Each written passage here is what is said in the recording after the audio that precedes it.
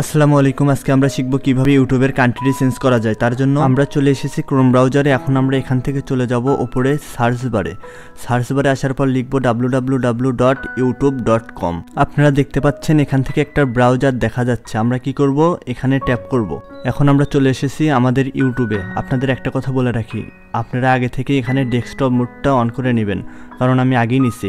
এরপর আমরা প্রোফাইল আইকনে ট্যাপ করব। তারপর এখান থেকে দেখতে পাচ্ছেন সেটিংস, আমরা সেটিংস অপশনে ট্যাপ করব। তারপর এখান থেকে চ্যানেল স্ট্যাটাস অ্যান্ড ফিচার্স, আমরা এই অপশনে ট্যাপ করব।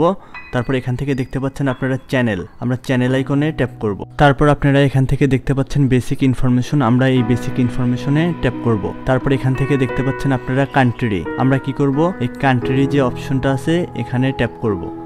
কান্ট্রি অপশনে ট্যাপ করার পর এখান থেকে আমি বাংলাদেশটা সিলেক্ট করে নেব। তারপর আপনারা এখান থেকে দেখতে পাচ্ছেন পাবলিশড অপশনে ট্যাপ করব।